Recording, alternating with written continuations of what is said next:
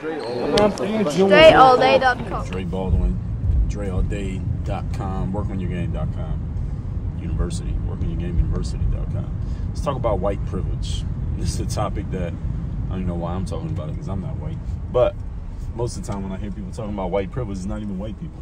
It's black people talking about white privilege, or white people who have been guilted into buying this concept of white privilege, basically lamenting their own existence as a white person in the United States. It's a reflection of my white privilege that I get pulled over by a cop and I'm not worried about getting killed, or I can do something that may not be perfect and nothing bad is going to happen to me because I have white privilege. This is some bullshit, and I'm going to explain to you why it's bullshit. It's bullshit on a lot of levels, but I'm going to stick to just a couple points here in this video.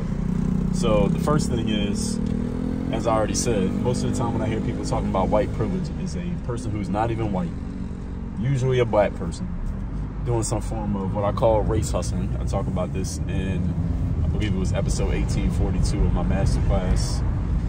Race hustling is just a person who's making everything that doesn't even have anything to do with race. They're making every conversation about race, and then leveraging that into business opportunities for themselves, such as books, speaking gigs, consulting contracts, selling products, etc. That's the hustle. It's a hustle because they're doing it to leverage a business opportunity. Now, if you're just talking about race and somebody disagrees with you, well, they can just disagree with you. But if you're doing it for business purposes and you're making things about race just to turn the conversation that way so you can find an angle for yourself, because that's your brand, that's race hustling. And there are a lot of people who are very good at race hustling. So when I say race hustlers, I'm not even saying it as some people take it as a pejorative, but I'm actually saying it as a compliment, because they're doing a great job of making everything about race and making money off themselves.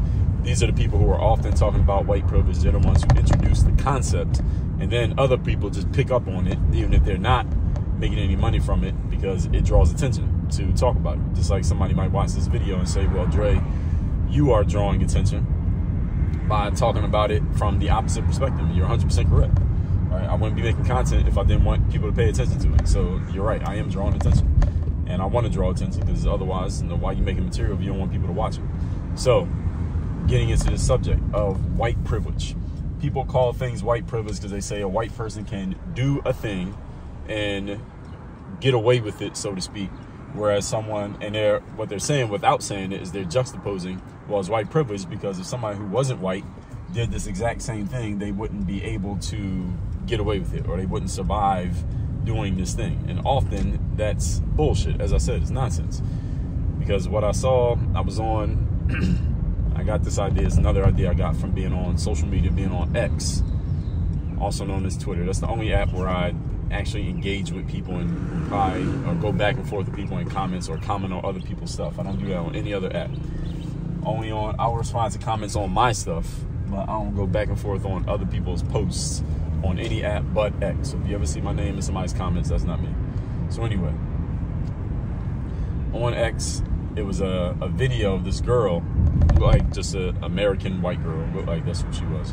And she was talking about how she disagreed with the protests happening on college campuses about Israel and the Israel-Palestine conflict.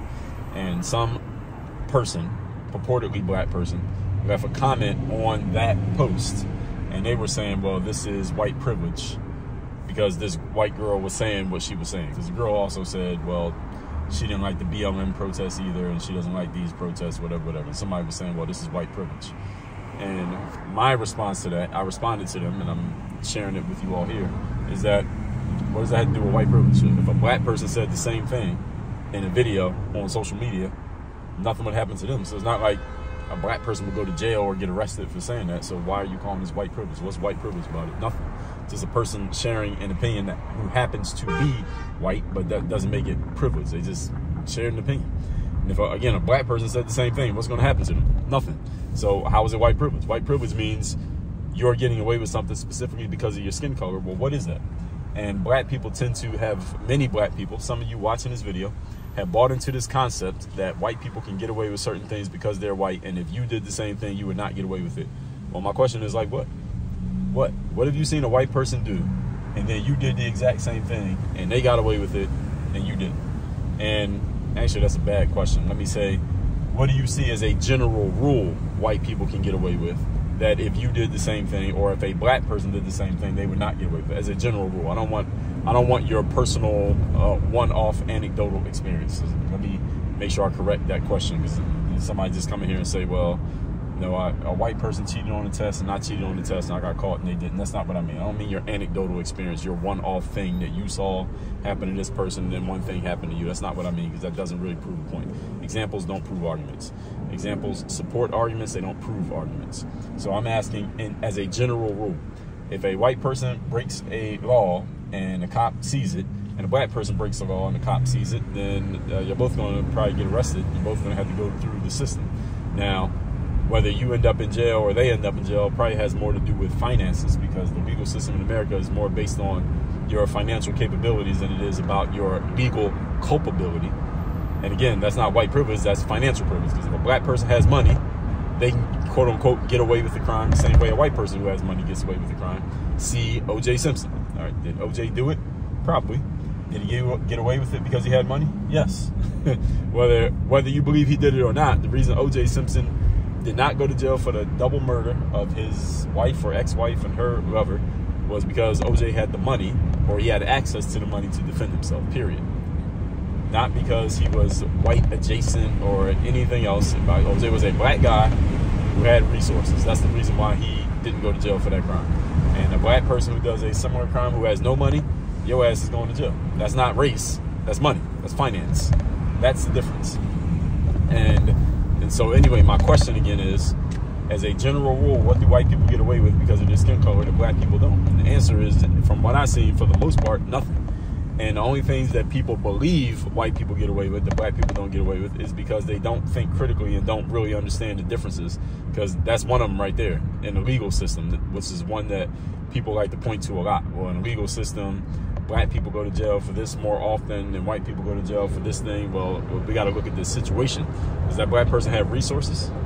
So see, black people who have resources financially, who get into a legal situation, usually get out of them. If we're talking a criminal situation, they usually get out of them because they have the money to defend themselves. And a white person who has no resources, they end up in jail too. Now, some people may say, well, white people may get policed less hard than black people. That may be the case, but why are cops more concentrated in one area than others? Because that's where crime is actually happening. Now, do they end up, quote unquote, catching crime that otherwise wouldn't have been caught? Yes. But why were they there in the first place? Because crime is happening there. All right, that's why they're there. They're not there because they just think, oh, we hang out here, we're going to catch them. They hang out there because the crime has already happened there. So that's why they send more cops. That's just how it goes.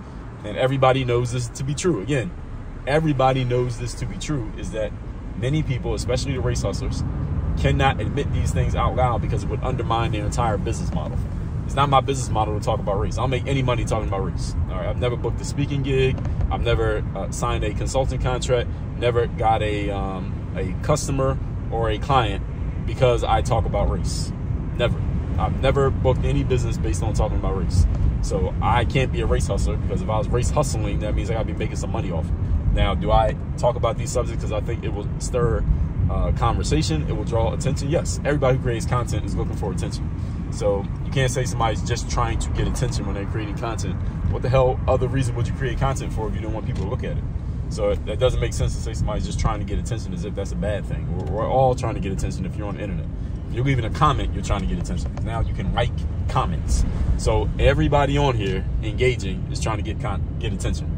All right, so that's not an insult, really. It's just obvious. Who isn't trying to? Everybody is.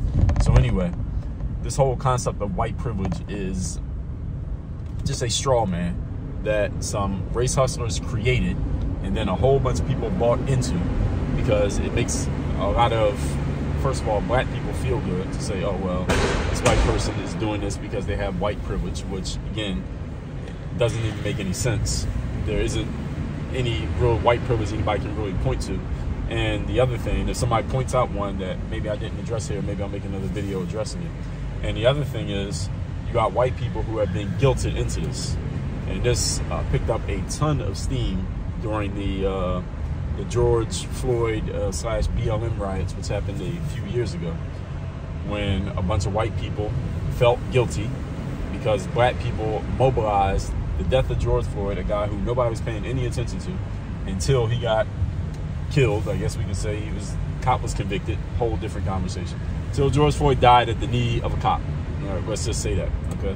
Then a whole bunch of white people felt guilty because black people went and mobilized the death of George Floyd, when most of you don't pay any attention to the George Floyds sitting out here on the corner begging for change, asking for money, hanging in front of the check cashing. Most of you ignore those folks. Now all of a sudden you emotional over George Floyd, which is some bullshit. Again, more bullshit.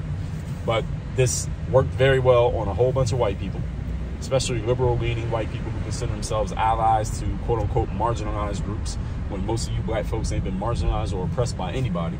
And if you have been, it's by your own people, who are much more of a threat to you than anything a white person is doing. And again, pulling back and also reaching back into history of, well, slavery. Like, none of you was a slave, and none of you ain't got the courage or the balls of a slave, let alone the work ethic of a slave, let alone the experience of a slave. But people want to mobilize that as well, and it worked. This worked. Again, this is why I call it the race hustle, because this worked really well on a bunch of white people. Got a bunch of white people to feel sorry about being white, to apologize to you about being white when nothing has ever happened to you, black folks, the race hustle-ish individuals, even if you ain't hustling yet, you're trying to. All right, that's what this did, and it worked very well. And now you got a whole bunch of white people claiming white privilege and basically, again, denouncing their own selves, denouncing their own identities just because they happen to be white, and they think, or they have been made to believe, that they're able to do certain things or live a certain way or get away with certain stuff just because they're white and other people are not, when it's technically not true. This is all a very emotionally driven argument that is not based in any real logic, not based in any real truth. It may be based in facts, and there's a difference between facts and truth. Facts you can handpick, and you can pick any fact that you want. Truth is all the facts put together in complete context. That's the difference between facts and truth. I might do a video on that too. I did an episode on my masterclass on all of this stuff. I don't know if I've done single videos on these subjects though. So anytime I say that, no, I've done a masterclass on everything. So yes, it can be based in facts, but just because you have a fact does not mean you have the truth. Often it means you don't have the truth, and people use facts to try to create what they want to be the truth, but it's actually not. And it takes a critical thinker, someone who can see through their nonsense, to actually point out the bullshit in their arguments. And a lot of these people, when I point out the bullshit in their arguments, they block me on social media because I point out their bullshit, and they know that I caught them in their bullshit, and they can't say anything back, so they just block me, so I can't call them out on their nonsense anymore, because their fans see me calling them out, and they're like, oh, damn, this person's saying some bullshit, and when they hear it from somebody like me, so they block me so that I can't do that anymore, and basically, it's basically knocking their hustle.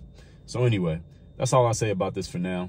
Y'all let me know what y'all think. I got this right, I got this wrong, and if so, give me a logical, reasonable argument for why, not just an emotional one, if you can, if you have a pushback. Or if I got it right, you let me know that too. I appreciate that.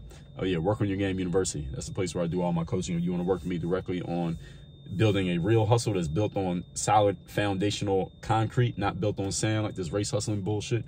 Actually, I can't lie. Race hustling, there are some people making some money off race hustling, so I can't knock them. But you want to make some money off doing some real work with some real tangible benefits, and that's going to last for the long run, not this kind of thing that might disappear at any point. Go to workonyourgameuniversity.com. You can work with me directly. Let's get to it. Work on your game. Dre all day.